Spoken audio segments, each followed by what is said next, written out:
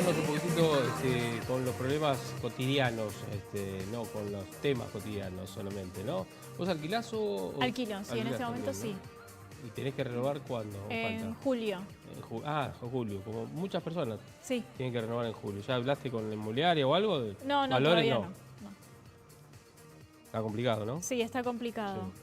Bueno, porque vamos a hablar justamente qué pasa con el mercado de los alquileres, ¿no es cierto? La situación por la cual se está atravesando por esta hora y qué va a pasar con los precios, obviamente, ¿no? Por eso estamos comunicados con Federico González Rouco, economista especializado en vivienda. Federico, ¿cómo te va? Buenas tardes. Hola, ¿cómo están? Gracias por la invitación. Igualmente, gracias por estar.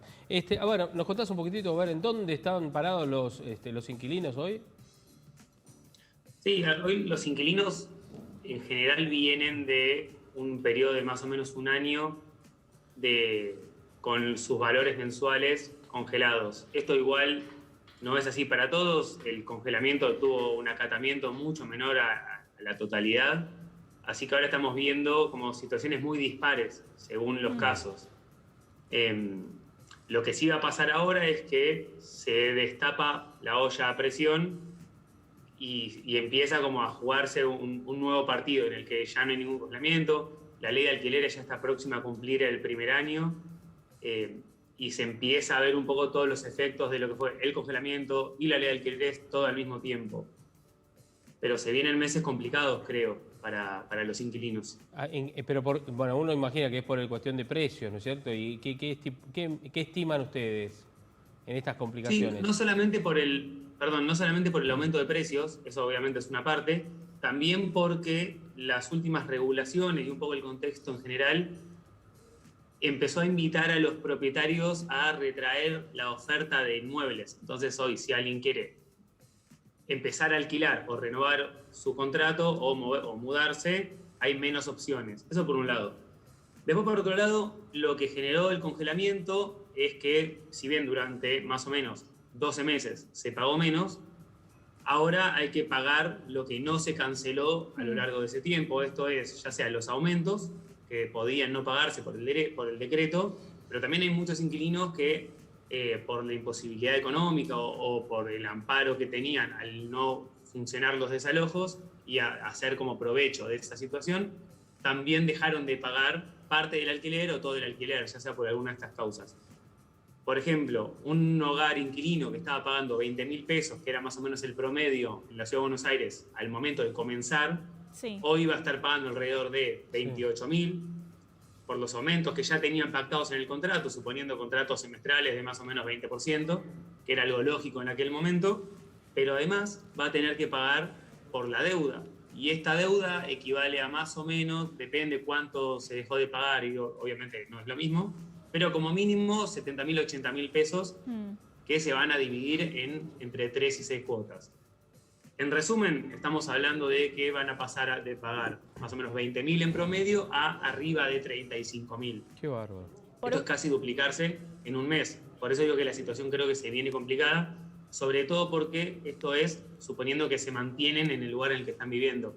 Si quisieran mudarse, Sí. es un poco lo que estamos viendo hace ya un par de meses, en cuanto a que los alquileres subieron mucho, y ahí estamos hablando de los nuevos valores. O sea, el mercado hoy tiene precios iniciales mucho más altos que hace un año.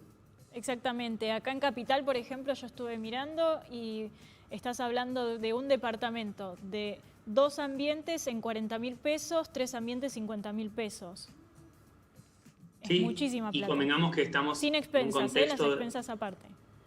Claro, y convengamos que estamos en un contexto en el que los ingresos no crecieron mucho en el último año, y diría que en muchos casos hasta puede haber habido pérdida.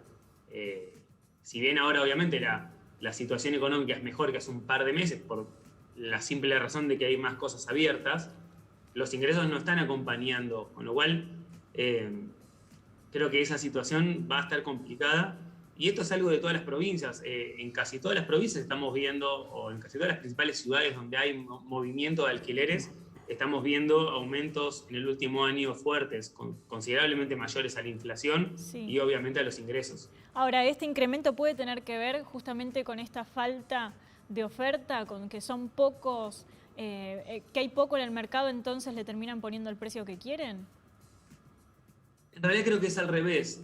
como hay menos, hay como dos motores que creo están generando la caída en la oferta y el aumento del precio al mismo tiempo, que son principalmente el congelamiento. Sí. Al estar congelados los precios, los propietarios dicen, bueno, a mí esta inversión, este negocio no me sirve, trato de esperar un poco. Los que pueden, porque muchos no pueden, muchos necesitan esos ingresos. Después, por otro lado, la ley de alquileres que reguló como casi todos los puntos de lo que podría ser un contrato de alquiler, y toda esa negociación que ahora dejó de estar, se condensa en el precio inicial. Entonces, quizás uno antes podía negociar, bueno, en vez de 2, 3 años, ahora ya no, ahora es 3 de 1. Antes uno podía negociar, bueno, el depósito, cómo se ajustaba, los precios, cómo iba ajustando adentro del contrato, y varias cosas más, ahora ya no. Entonces creo que hoy lo que estamos viendo es este aumento de precios. Al mismo tiempo no llega a compensar la incertidumbre que se generó y que más allá de la ley y el congelamiento también es la situación macroeconómica, no le termina por rendir a nadie. Entonces hay propietarios, de hecho hoy justo salió un informe sobre esto que habla de propietarios queriendo vender tal de salir del negocio, o sea, tal de dejar de tener que pensar en si lo alquilan, si no lo alquilan, sí, etc. Eso hace que por un tiempo los inmuebles que antes estaban ofrecidos para alquilarse pasan a estar ofrecidos para venta. Por eso también cuando uno ve la cantidad de inmuebles ofrecidos para alquiler y para venta, se ve muy claro cómo hubo un cambio de composición. Los que antes estaban para alquilar cayeron y aumentaron casi en la misma cantidad los de venta. Es este cambio en el que, obviamente, por eso estamos viendo que los precios del metro cuadrado para venta están cayendo, pero los alquileres están subiendo. Es porque está cambiando un poco cómo se mueve el mercado. Y Federico, vos, a ver, viste que uno a veces interpreta o cree interpretar que hay algo detrás, ¿no? ¿Vos qué crees que está pasando? ¿Cuál es la intención con esto?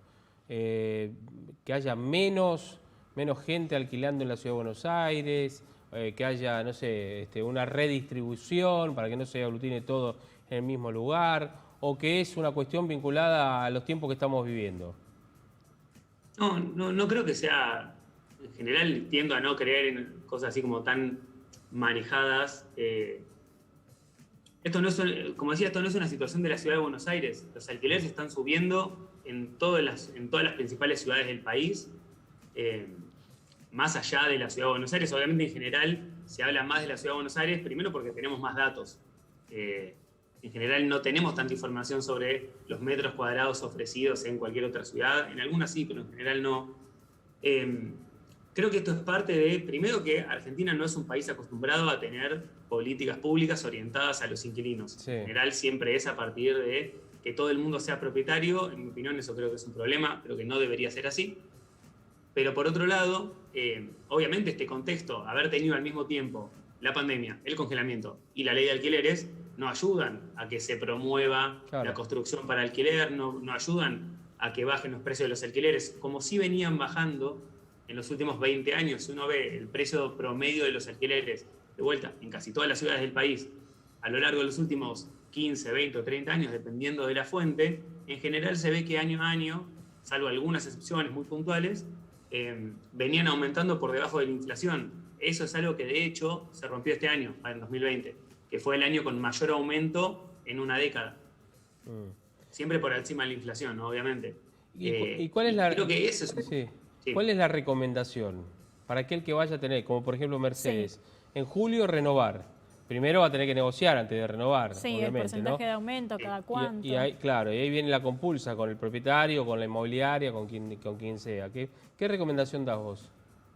Bueno, en realidad toda esa negociación que decían de cada cuánto aumentar y demás, hoy ya no es posible. Claro, ya está regulado. Esa negociación está regulada por la ley de alquileres. Sí. Por eso decía que el principal factor de negociación ahora termina siendo el valor inicial de los alquileres. Y por eso es que estamos viendo toda esta suba.